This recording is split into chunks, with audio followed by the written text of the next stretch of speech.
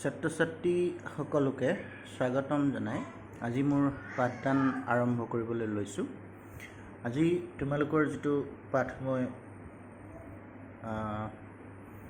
পঢ়ুৱাই আছোঁ সেই পাঠটোৰ এটা বিশেষ প্ৰশ্নৰ সৈতে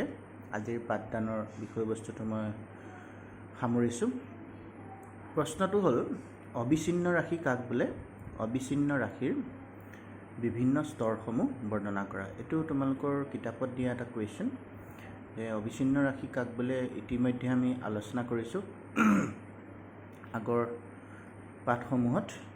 এতিয়া অবিচ্ছিন্ন ৰাশিৰ স্তৰসমূহ বা বিভিন্ন স্তৰ বা অবিচ্ছিন্ন ৰাশি আমি কেনেদৰে গঠন কৰোঁ সেই সম্পৰ্কে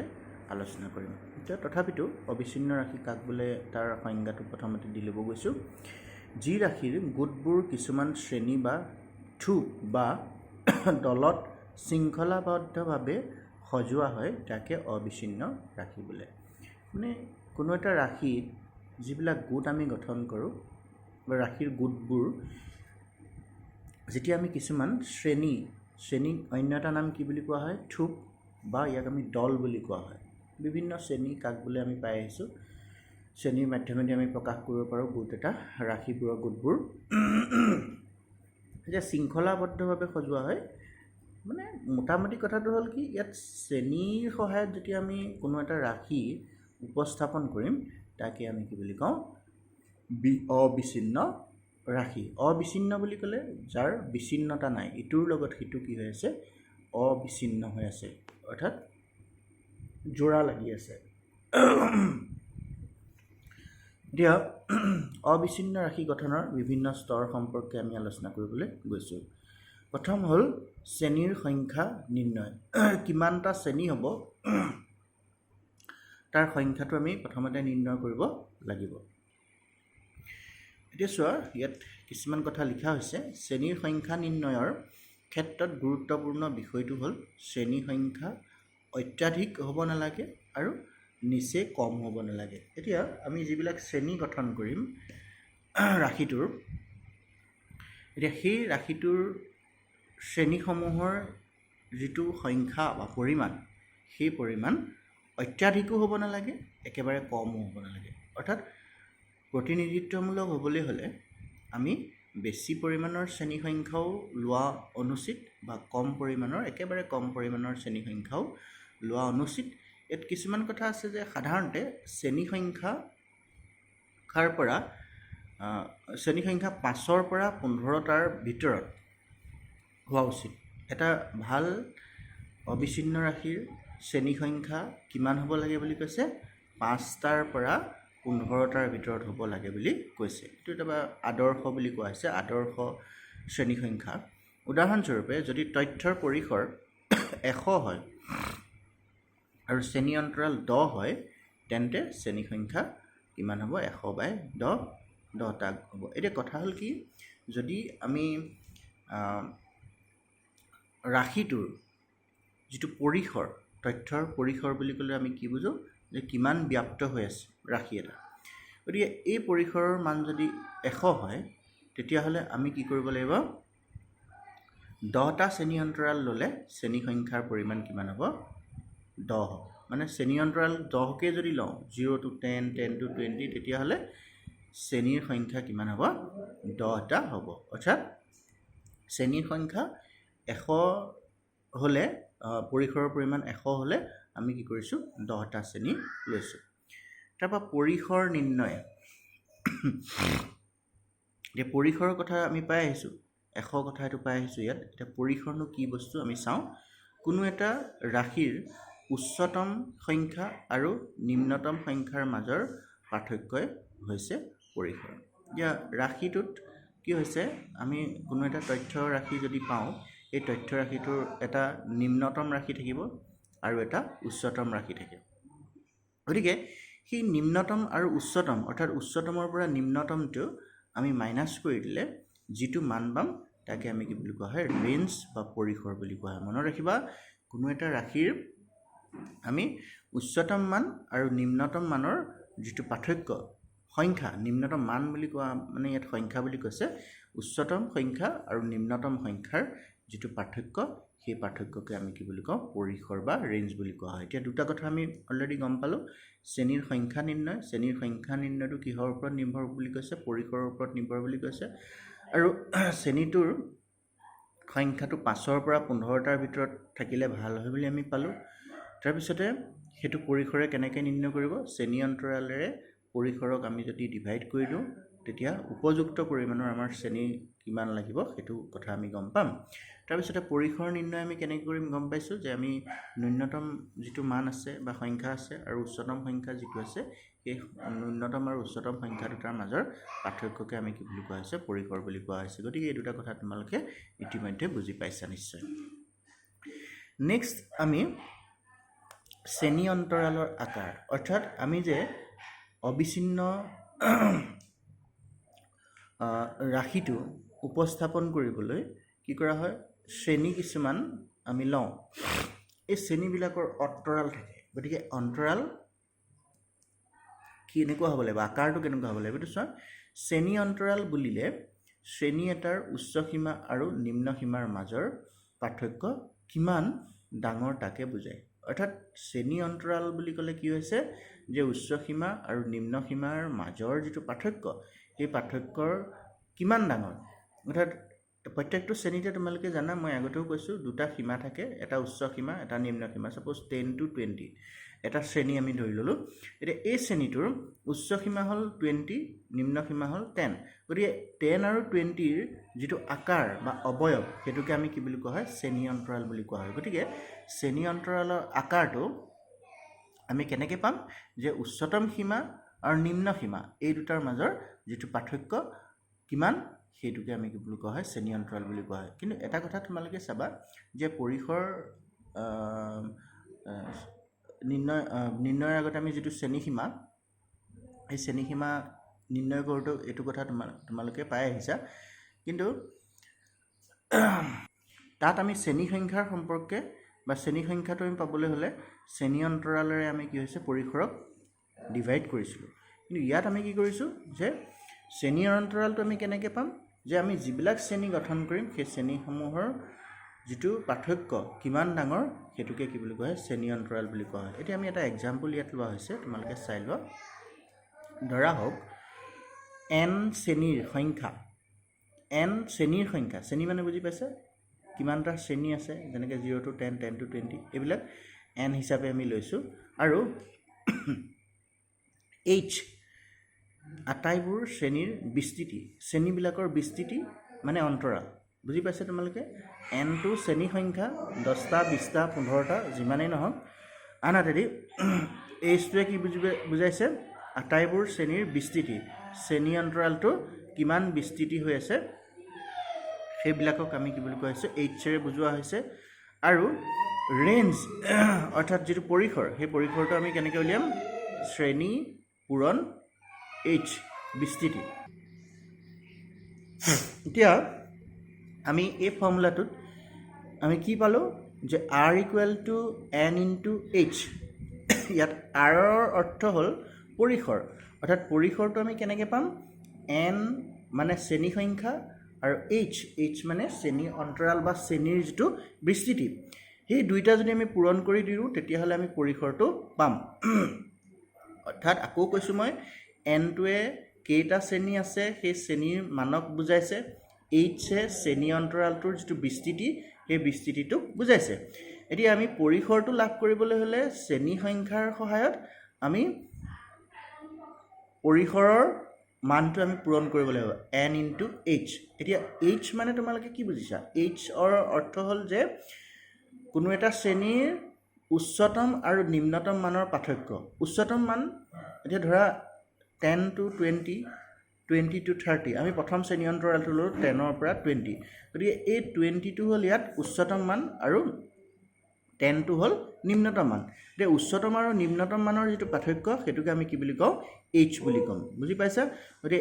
h-ক আমি যেতিয়া n মানে শ্ৰেণী সংখ্যাৰে পূৰণ কৰি দিওঁ তেতিয়াহ'লে আমি পৰিসৰটো পাম অৰ্থাৎ কিমান ব্যাপ্ত হৈ আছে সেইটো হ'ল ইয়াত r বা পৰিসৰ এতিয়া এই ফৰ্মুলাটোৰ পৰা বা এই সূত্ৰটোৰ পৰা আমি কি উলিয়াব পাৰোঁ যে বিস্তৃতিৰ মান শ্ৰেণী অন্তৰালৰ মান আমি নিৰ্ণয় কৰিব পাৰোঁ। আমি আচলতে ইয়াত পঢ়ি আছোঁ শ্ৰেণী অন্তৰালৰ আকাৰ। শ্ৰেণী অন্তৰালৰ আকাৰটো এটা তথ্য ৰাশিত কিমান হ'ব সেইটো আমি জানিবলৈ হ'লে কি কৰিম, ইয়াত যিহেতুকে এইচটোৱে শ্ৰেণী অন্তৰালৰ আকাৰ বা বিস্তৃতিটোক বুজাইছে, গতিকে সেইটো আমি কেনেকৈ পাম যে পৰিসৰৰ পৰিমাণক n বা শ্ৰেণী সংখ্যাৰে আমি কি কৰিব লাগিব, ডিভাইড কৰিব লাগিব। অৰ্থাৎ আমি যিটো প্ৰাইমেৰী বা প্ৰাথমিক যিটো ফৰ্মুলা পাইছোঁ সেই ফৰ্মুলাটোৰ পৰাই নেক্সট ফৰ্মুলাটো আমি উলিয়াব পাৰোঁ। অৰ্থাৎ h = r/n, এই ফৰ্মুলাটোৰ পৰা আমি ডিৰাইভ কৰিব পাৰোঁ। অৰ্থাৎ h = r/n, অৰ্থাৎ পৰিসৰক আমি শ্ৰেণী সংখ্যাৰে ডিভাইড কৰি দিলে শ্ৰেণী অন্তৰাল বা শ্ৰেণীটোৰ বিস্তৃতিটো আমি জানিব পাৰোঁ। তোমালোকে নিশ্চয় বুজিব পাৰিছা। এতিয়া তাৰপিছতে 4 নম্বৰত আহিলে শ্ৰেণীসীমা নিৰ্ধাৰণ। সাধাৰণতে শ্ৰেণীসীমা নিৰ্ধাৰণ কৰোঁতে দুটা পদ্ধতি ব্যৱহাৰ কৰা হয়, এটা হ'ল বৰ্গীকৰণ পদ্ধতি, এটা হ'ল অন্তৰ্ভুক্তি পদ্ধতি। অৰ্থাৎ শ্ৰেণীসীমাটো দুটা পদ্ধতিৰ সহায়ত আমি নিৰ্ণয় কৰিম, এটা বৰ্গীকৰণ পদ্ধতি যিটোক আমি এক্সক্লুচিভ ছিৰিজ বুলি কোৱা হয়, আৰু 2 নম্বৰতে হ'ল অন্তৰ্ভুক্তি পদ্ধতি যিটোক ইনক্লুচিভ ছিৰিজ বুলি কোৱা হয়। এতিয়া তোমালোকে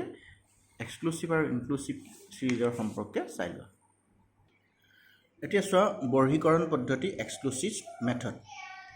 বৰ্গীকৰণ পদ্ধতি হ'ল এনে এক পদ্ধতি য'ত ভালদৰে চাই ল'বা, শ্ৰেণী এটাৰ উচ্চ সীমাটোৰ বাহিৰে আটাইবোৰ সংখ্যা শ্ৰেণী বা থোপটোত ধৰা হয়। তোমালোকে শ্ৰেণী মানে কি বুজি পাইছা? যে শ্ৰেণী বা থোপ এটাত কি আছে, দুটা সীমা থাকে, এটা উচ্চ সীমা, এটা নিম্ন সীমা, আমি অলৰেডি গম পাইছোঁ। এতিয়া ৰাশিটোত আমি তালিকাকৰণ কৰোঁতে অবিচ্ছিন্ন চলকত কি কৰা হয়, শ্ৰেণী কিছুমান আমি ব্যৱহাৰ কৰোঁ, থোপ কিছুমান ব্যৱহাৰ কৰোঁ। এতিয়া যেতিয়া ৰাশিটোত থকা গোটসমূহ শ্ৰেণীৰ মাধ্যমত প্ৰকাশ কৰোঁতে শ্ৰেণীটোত দুটা সীমা থাকে, আকৌ কৈছোঁ, সেই সীমা দুটাৰ উচ্চ সীমাটোৰ বাহিৰে যদি আন সকলোবিলাক গোট আমি তাত অন্তৰ্ভুক্ত কৰোঁ, তাকে বৰ্গীকৰণ পদ্ধতি বুলি কোৱা হয়। এতিয়া তোমালোকে চোৱা 20 to 30 এটা আমি শ্ৰেণী হিচাপে ধৰিছোঁ। এই শ্ৰেণীটোৰ উচ্চ সীমা হ'ল 30। এতিয়া ইয়াত যদি এনেকৈ আমি ভাবোঁ যে 20 to 30ৰ ভিতৰত যিবিলাক মান আছে ইয়াত অন্তৰ্ভুক্ত হ'ব, কিন্তু কথা হ'ল কি, এই 30 যিটো মান, সেই 30 মানটো ইয়াত অন্তৰ্ভুক্ত নহয়। বুজি পাইছানে? যদি আমি বৰ্গীকৰণ পদ্ধতি বুলি কোৱা হয়, বৰ্গীকৰণ বুলি ক'লে, এক্সক্লুচিভ বুলি ক'লে এক্সক্লুড কৰা বা বাহিৰ কৰি দিয়া। কোনটো বাহিৰ কৰিম? 30টোৰ বাহিৰে 30ৰ তলত আৰু 20ৰ পৰা আৰম্ভ কৰি 20ৰ ওপৰত বা 20কে আদি কৰি 20ৰ ওপৰত যিমানবিলাক মান আছে এই শ্ৰেণীটোত অন্তৰ্ভুক্ত হ'ব। বুজিব পাৰিছা নিশ্চয়? অৰ্থাৎ ইয়াত উচ্চ সীমাৰ মানটোৰ বাহিৰে বাকী সকলোবিলাক মান এই শ্ৰেণীটোত আবদ্ধ হৈ থাকিব। 30 যদি আছে এই শ্ৰেণীটোত অন্তৰ্ভুক্ত নহয়, 30ৰ বাহিৰে 29 যদি 29.99 থাকে তেতিয়াও ইয়াত অন্তৰ্ভুক্ত হ'ব, কিন্তু 30টো একজেক্টলি ইয়াত অন্তৰ্ভুক্ত নহ'ব। গতিকে 30ৰ বাহিৰে বা উচ্চ সীমাটোৰ বাহিৰে বা উচ্চতম সীমাটোৰ বাহিৰে বাকী মানবিলাক এই 20 to 30, মানে কিন্তু মানবিলাক বুলি ক'লে 20লৈকে হ'ব লাগিব, 20ৰ পৰা 29.99লৈকে মানসমূহ ইয়াত অন্তৰ্ভুক্ত হ'ব। গতিকে এই পদ্ধতিটোক আমি কি বুলি কৈছোঁ? বৰ্গীকৰণ পদ্ধতি বুলি কোৱা হৈছে। তাৰপিছত তোমালোকে চোৱা অন্তৰ্ভুক্তি পদ্ধতি, এক্সক্লুচিভ মেথড বা ইনক্লুচিভ মেথড। অন্তৰ্ভুক্তি পদ্ধতি হ'ল এনে এক পদ্ধতি য'ত শ্ৰেণীটোৰ উচ্চ সীমাকে ধৰি আটাইবোৰ সংখ্যা গোটটোত অন্তৰ্ভুক্ত কৰা হয় বা গোটটোত ধৰা হয়। অৰ্থাৎ গোট মানে শ্ৰেণীটোত কথা কৈছে। এতিয়া শ্ৰেণী যেতিয়া যিটো শ্ৰেণীত আমি উচ্চ সীমাকে ধৰি নিম্ন সীমাৰ পৰা উচ্চ সীমালৈকে সকলোবিলাক মান যেতিয়া আমি অন্তৰ্ভুক্ত কৰিম, তেতিয়া তাক কি বুলি কয়? অন্তৰ্ভুক্তি পদ্ধতি বুলি কোৱা হয়। এই পদ্ধতিটোত কি হ'ব? এই পদ্ধতিত শ্ৰেণী এটাৰ উচ্চ সীমা পিছৰ শ্ৰেণীটোৰ নিম্ন সীমাৰ পাৰ্থক্য 1ৰ সমান। এতিয়া উচ্চ সীমাৰ নিম্ন সীমাৰ পাৰ্থক্য থাকিব। এতিয়া আমি উদাহৰণ ল'লে তোমালোকে বুজি পাবা, 20 to 29, 30 to 39। এতিয়া ইয়াত 29টো কি হৈছে? উচ্চ সীমা, আৰু 30টো হ'ল নিম্ন সীমা পিছৰ শ্ৰেণীটোৰ গতিকে 29 আৰু 30 উচ্চ সীমা আৰু নিম্ন সীমাৰ মাজৰ পাৰ্থক্যটো কিমান আছে 1 আছে 30 to 39 40 to 49 39 আৰু 40 এইটো উচ্চ সীমা আৰু নিম্ন সীমাৰ মাজৰ পাৰ্থক্য কিমান আছে 1 আছে গতিকে তোমালোকে অন্তৰ্ভুক্তি পদ্ধতিত কি হৈছে প্ৰথম কথা হ'ল যে উচ্চ সীমাকে কেন্দ্ৰ কৰি সকলোবিলাক মান এই শ্ৰেণীটোত অন্তৰ্ভুক্ত হ'ব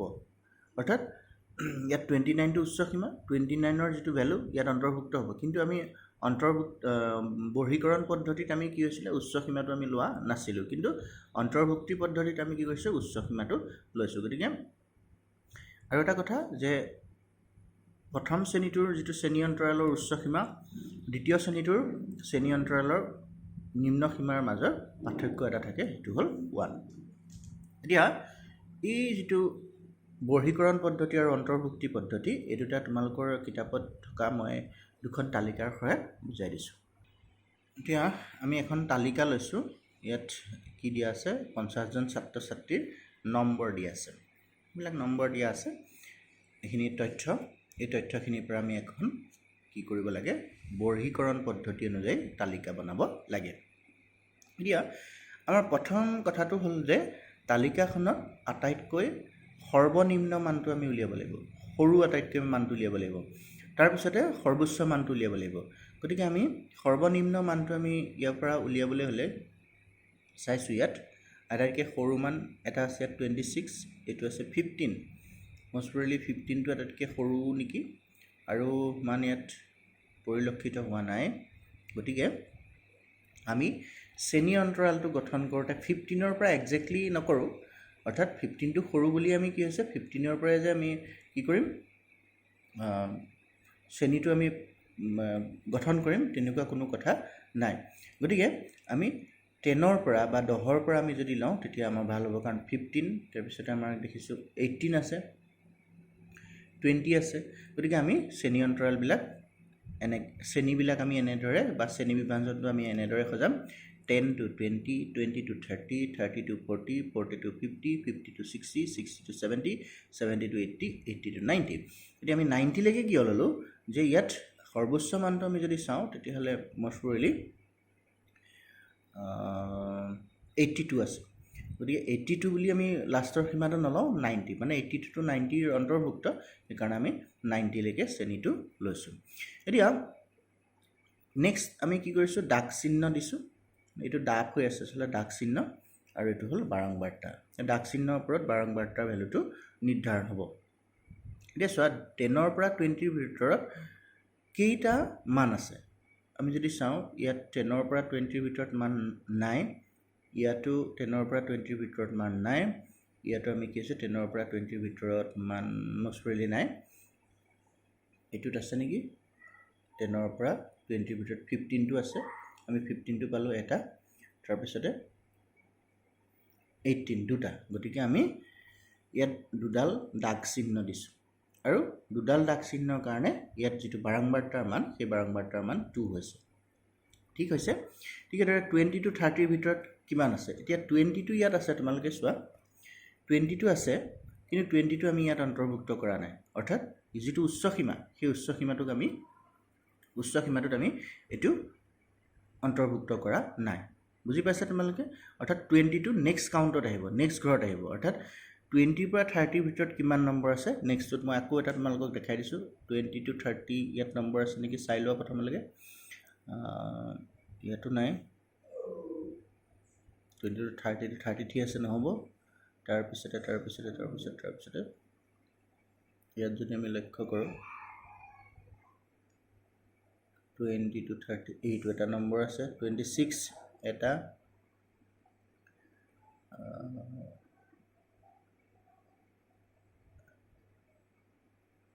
20 to 30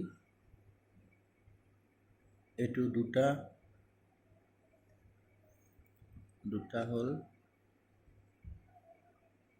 32 ইয়াত অন্তৰ্ভুক্ত নহব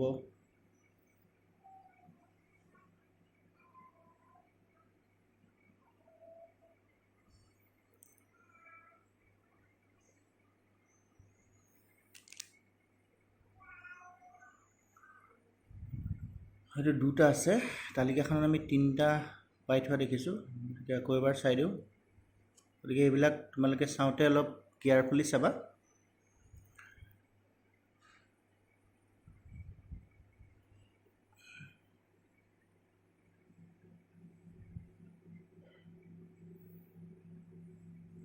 এটা দুটা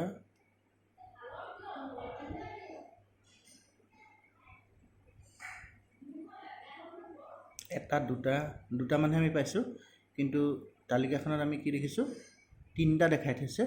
গতিকে যি কি নহওক তোমালোকে সেই পদ্ধতিটোতে কি কৰিবা মানবিলাক নিৰ্ণয় কৰিবা আৰু এটা কথা চোৱা বৰ্গীকৰণ পদ্ধতিত আমি কি কৰোঁ যে উচ্চ সীমা প্ৰথম শ্ৰেণীটোৰ উচ্চ সীমা পিছৰ শ্ৰেণীটোৰ নিম্ন সীমাৰ সৈতে একেই হয় 10 to 20 20 to 30 তাৰপিছতে নেক্সটটো কি আৰম্ভ হ'ব 30 to 40 40 to 50 50 to 60 গতিকে এনেদৰে আমি কি হৈছে বৰ্গীকৰণ পদ্ধতিত আমি বস্তুবিলাক বা বিষয়বিলাক অন্তৰ্ভুক্ত কৰিম তাৰ অন্তৰ্ভুক্ত পদ্ধতিত কি হ'ব 10 to 19 20 to 29 30 to 39 এতিয়া তোমালোকক মই এটা অলৰেডি ক'লোৱে যে উচ্চ সীমাটো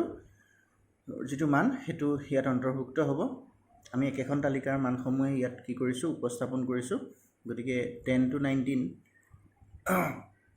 19 লৈকে ইয়াত মানবিলাক অন্তৰ্ভুক্ত হ'ব তাৰ পিছৰ শ্ৰেণীটোত আমি কি হৈছে 20 পৰা 29 লৈকে মানসমূহ অন্তৰ্ভুক্ত হ'ব ডাক চিহ্নটো কেনেকৈ দিব লাগে মই অলৰেডি তোমালোকক দেখালো আৰু ডাক চিহ্ন যেটা হ'ব ফ্ৰিকুৱেন্সি মান বা ইয়াৰ মানো একেটা হ'ব কিন্তু তোমালোকে এটা কথা লক্ষ্য কৰিবা 1 2 3 4 5 5 হলে এনেকৈ কাটি দিবা তাৰ পিছত আকৌ নেক্সট আৰম্ভ কৰোঁ 5 + 3 8 নিশ্চয় ঠিক আছে 5 5 10 10 + 3 13 গতিকে এনেদৰে আমি কি হৈছে অন্তৰ্ভুক্তি পদ্ধতিৰ সহায়ত কি কৰিব পাৰোঁ মানসমূহ আমি নিৰ্ণয় কৰিব পাৰোঁ বা আমি শ্ৰেণী ভুক্ত বা শ্ৰেণী বিভাজন আমি তৈয়াৰ কৰিব পাৰোঁ তাৰ পিছতে আমি অন্য এটা কোৱেশ্চন আছে লগতে মই ডিসকাস কৰি দিছো অন্তিম মুক্ত শ্ৰেণী অন্তৰাল কাক বোলে বৰ্ণনা কৰা এটো এটা খুব সঘনাই বা তোমালোকক ব্যৱহাৰ হৈ থকা এটা প্ৰশ্ন যি শ্ৰেণী বিভাজনৰ প্ৰথম শ্ৰেণী বিভাজনৰ নিম্ন সীমা আৰু অন্তিম শ্ৰেণী বিভাজনৰ উচ্চ সীমা নাথাকে বা অনিশ্চিত হয় তাকে অন্তিম মুক্ত শ্ৰেণী অন্তৰাল বুলি কোৱা হয় এতিয়া কথাটো হ'ল তিনি সহজ 10 তকৈ সৰু 10 to 20 20 to 30 30 to 40 40 to 50 50 to 60 60 বা ততোধিক এতিয়া এই শ্ৰেণীটোত কি হৈছে 10 তকৈ সৰু অৰ্থাৎ ইয়াত নিম্ন সীমাটো আমি দেখা নাই প্ৰথম শ্ৰেণী অন্তৰালটোৰ যেটো নিম্ন সীমা ইয়াত দেখা পোৱা যোৱা নাই ঠিক এদৰে লাষ্টৰ বা শেষৰ যেটো শ্ৰেণী সেই শ্ৰেণীটোৰ উচ্চ সীমাটো আমি ইয়াত পোৱা নাই 60 বা ততোধিক 60 তকৈ অধিক নিম্ন সীমাটো দিয়া আছে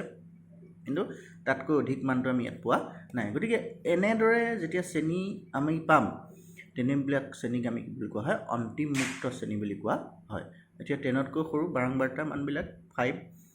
to 20 10 গতিকে ইয়াত নিম্ন সীমাটো কি হ'ব একচুয়ালি আমি ইনডিটাৰমিনেন্ট হৈ আছে আমি এটা কথা ইয়াত ক'ব পাৰোঁ যে পিছৰ শ্ৰেণী অন্তৰাল শ্ৰেণীগিটাৰ অন্তৰাল গিটা কিমান আছে 10 10 আছে গতিকে এটো 0 to 10 হ'ব পাৰে কিন্তু একচুয়ালি ইয়াত 0 to 10 নহবও পাৰে বা -1 to 10 হ'ব পাৰে বা -1 to 10 হ'ব পাৰে গতিকে ইয়াত কোনো ধৰণৰ শ্ৰেণী কি নাই